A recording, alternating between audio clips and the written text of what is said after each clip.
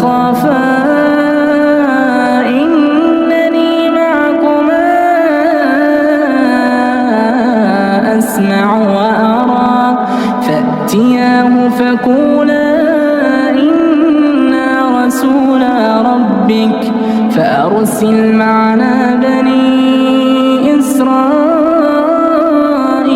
ولا تعذبهم قد جئناك بآية من ربك والسلام على من اتبع الهدى.